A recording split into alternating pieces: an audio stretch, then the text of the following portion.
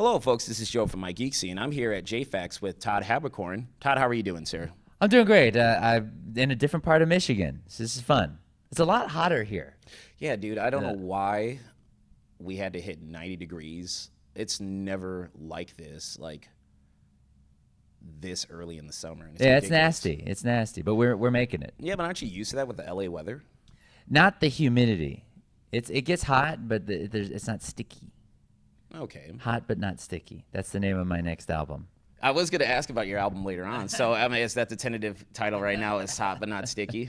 Yes, that's right. All right, for those of you who don't know, and I don't know why you're watching this video if you don't know who Todd Haberkorn is, voice actor, director, scriptwriter, narrator of books.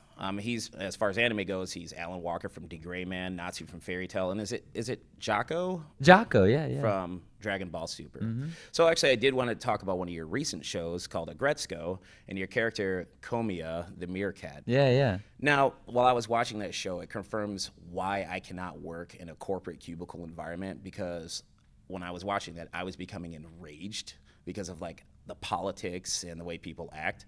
Now, when you were playing Komiya, did you draw upon real life experiences while you were portraying that character? I've not worked in a cubicle either. I think I did a couple weeks in high school in a cubicle, and I did have a boss very similar to that told me that what would straighten me out would be the army. I didn't go that route. I figured I didn't want to follow in my father and grandfather's footsteps of being dishonorably discharged, so I just got right to the discharge and just didn't do it. So whenever in doubt, go right to the discharge. Now, is that a double entendre? It's just good advice. All right, thank you very much. Now, there was a show that I actually wanted to talk to you about. What is the status of Talking Heads? Talking Heads we did one season of it. It came at a really interesting time at Geek and Sundry where they were laying off people, hiring people, firing people, hiring people. And so our show got caught in the mix of that because the social media team and some of the producers, we'd get a plan together. Well, then they're fired and gone. Well, then we have a new team together, and I fill them in on what's going on. They get fired and they're gone. So we're try to build up momentum for a plan of attack for growth. And then they're like, yeah, great, good plan. Right before we're about to put it in place, they're gone. So we just got caught up in that, unfortunately. It was a great show. It was a fun show, but there were bigger things going on there, and they just also, in a way, it was kind of a blessing in disguise to only do one season because my schedule is so busy. Every episode we were doing, right up until it was time to go on air, we were doing something for the show, for prep, because I had so little time to work on it. But we pulled it off. We had the most assets every episode than any other show that they did. So we still did it. But yeah, they told me that I have an open door policy with them. If I ever want to do another show, it's just a time thing. Okay. Well, speaking of hosting, I have a fan question for you from one of your voice acting friends. Cool. Yuri Lowenthal wanted me to ask, if you could host any type of show, what would it be? I would love to host either a comic book oriented show or just a movies show. I do voice work for Watch Mojo, and they cover a wide range of topics, and they put me in the anime section, but I've told them several times, I'm like, I do other things. Like I watch movies. I read comic books. Like I could do these other things. And they're like, great. And I'm like, I could do other things. So it's interesting. It's like I guess people's perception of me is very interesting. Because I'm like doing something different all the time, every day. But then companies that I guess just kind of are looking at in the ether at what you do, I guess they I don't know how they perceive me, but I guess I'm known for the anime mostly, I would say. Yeah, but I would say you're versatile, especially when I was doing research on you. Oh, right on. Which actually leads into my next thing, because the last time we talked about Green-Eyed Clown. Yeah. But I actually wanted to talk about another one of your short film projects. Photogeist. I know that it had to fit the 4 points of criteria. Oh, yeah. For the 48-hour horror film project. Yeah, totally. Was it partially inspired by the Fatal Frame series? You know, we sat around doing that. So I flew down to Austin where my buddies are to work on that project. And when we got the objective of what we had to do with this film project, and, you know, in 48 hours, you have to conceptualize, write, shoot, edit, you know, everything in 48 hours and hand it in. It's a daunting task when you consider some movies, at least a horror movie, the fastest you could shoot those and still have it be okay is 12 days, not 2 days, an entire thing. And so we sat around and we kicked around ideas about what would be something that would grab audiences right away, right when they started watching it. So it wasn't necessarily that it was from the Fatal Frame series, even though I am aware of that franchise. It was just more of like, well, what's something that we can do that is within budget, that we can do quickly and like now. So that's kind of where those were the seeds where that grew from.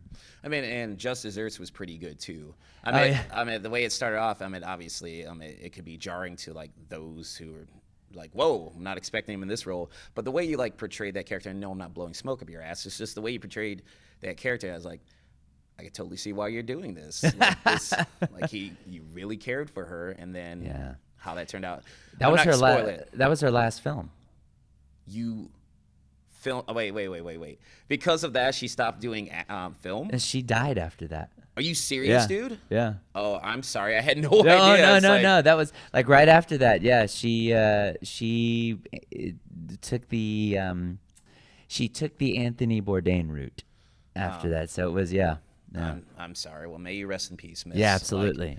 Like, dude, I didn't know. I mean, absolutely. There's no way you would know. But it was we tend to pop out and do the horror themed film festivals. So that's fun. Any new self-directed projects on the upcoming horizon? Well, I mean, technically, I guess. Let's see. There's always it really comes down to that ingredient of time. My time is just so. I have people that I have a little army of people that do little different things for me in life because I don't have the time to do them, and so I still am trying to find that balance of crafting more latitude time-wise for myself. Right now, there's talks of projects, but it's when I think like, oh well, there's a window in my Google Calendar like right there. I'm like, oh yeah, but I'm supposed to eat during that time, or I'm supposed to sleep or shower during that time. It really is a crazy schedule that I keep 7 days a week. And so like when I get tired on a Monday or a Tuesday, I'm like, wow, why am I so? Oh yeah, I don't have weekends. And not just because I'm at a convention and having fun with the fans and working at the convention, but if I'm not doing that, I'm recording on a weekend or I'm prepping something on a weekend. So my weekend actually comes in little bite-sized chunks every day where like between like in the evening hours, I'll play a video game for like an hour and a half there. I'll watch the thing for an hour and a half there. And so when you add up 5 days of those little bites, that's like a Saturday, kind of. So that's my life. I can hear you. So, impromptu question, because you mentioned that you read comics. So what comics do you read? Well, I don't like when to you have time. Thank you. When I don't like to jump into a series mid-issue. I like to start at issue number 1 Trades, and then dude. go through. Yeah, so I'm doing a lot of trade stuff. Like I'm reading all of the Infinity War arc, all of that, and seeing where it came from. It's very different from the movie, actually. Oh, of course. Yes, for sure. Yeah, and so I'm doing that right now. Next is going to be Age of Apocalypse. So you're just sticking to Marvel and DC comics? No, I like Descender, which is that's an Image with Image. Okay. Comics. They're great. I do dip around to the different companies. Boom is like a very light dessert comic. They do cool ideas. Those little small books, because I've read like a lot of H.P. Lovecraft and themed books from Boom. I'm familiar with that. Yeah, so they do like if you do like Transformers versus Ghostbusters thing, it's gonna be, or like IDW. They do things like that. Yes, that's more of like your fun. Just I'm in a place where I can't really focus on something right now, but I still want to read something, that's where they'll come in for me. So I'm at like, have you read Transmetropolitan by Warren Ellis? No, Preacher by Garth Ennis. Preacher, yes, I by have Steve Preacher. Dillon. Yeah, totally. Because I haven't watched the show. Show's great. Is it? Mm-hmm. Does it hold up to the comic though? Because there's so much that they could not. I can guarantee there's no way to do everything. They do a lot, but yeah, I mean it's just a different medium. It's a different set of rules. They do an admirable job, I would say, for sure. I'm about to start season 2, but because season 3 is gearing up, so it's they do a good job. Has Arseface showed up? Oh yeah. Okay. Oh yeah. All right. Mm-hmm. Well, I have to ask one anime-related question besides the ones I already asked: Vampire Hunter D or Bloodlust? Bloodlust, I thought was great. Really good. I would agree with you on that one. So let's go into video games. Do you still have that copy of Superman 64? And if so, are you building a shrine of crappy video games? I do still have it. It's still in mint condition, and it's tucked away in my video game chest. And every time, I still remember it so vividly the first time I played it, and I really wanted to give it a chance because I do love the animated series, love video games. N64 was in its heyday, and I tried to give it a chance. I just couldn't do it. And so it's very memorable for me. So when you find a mint copy, you got to get it. No, I mean, after I watched like the Angry Video Game Nerd do a review of that, I was like, "There's no way I'm going to play that game." It's awful. It's awful. It's one of the, you made a wise, sound decision. Don't engage it. Well, the 64 wasn't really my system of choice. It was not bad. I mean, I loved Conker's Bad Fur Day. Sure. But the graphics aesthetic took some getting used to. Well, it's not necessarily that. It's just like I love the Super Nintendo. Yeah. You know, and the 64 I gave it a shot, and then GameCube I felt was better. Yeah, GameCube was great. Wii took me a while to get used to because I was like, I want console controllers, not remotes and stuff like that. Yeah. But then once I got into it, I was like, totally. So what games do you feel are underrated? Underrated games for you, at least. For me, War on Cybertron I thought was a great game. Definitely enjoyed that. Other underrated games, I feel like I have a love-hate thing with Rainbow Six Siege because it's a game that I like playing, and I like when they do little upgrades to it, but there's still some very, very broken things with it that EA, instead of putting out new weapon skins, fix the stuff that's wrong with it. But it's a cool game. Other underrated games. I have so many games I need to even play to begin with. Most of the games that I do like are pretty well known. I don't have anything out of the ordinary for that, actually. It would be kind of older games, I would say, but like anything current gen, everybody knows about them. Is there any upcoming games you're looking forward to? Well, the DLC for Destiny 2, of course, because I'm doing a lot of voice work on it right now, and I want to see it all out there in action. It looks cool. The concept is a new multiplayer concept, and I want to see how the fans like it. Okay. Well, as we're going to the tail end of this, last time we talked about your album. What's the status of your second album? I've got a concert where we're going to debut new songs in November. And I've thought about it because with the album, people are really gravitating more towards just singles. So I'm going to just I have a couple of singles that I'll do. And you going to be doing EPs then? Yeah, I think so, because with the album, it's just a different era for music. I feel like it's people kind of gear towards, like I said, gear just towards the singles. And so I'm like, hey, okay, let's just do that. I mean, why create an album journey if you're just trying to force it to happen, as opposed to like, well, I feel strongly about these couple of songs, let's just do that. Will there be any covers on the upcoming? It's going to be an interesting concert. It's going to be kind of like covers and new stuff, but the covers are systematically chosen to show my journey on how I got to where I am now. Well, what covers then, if you don't mind me asking?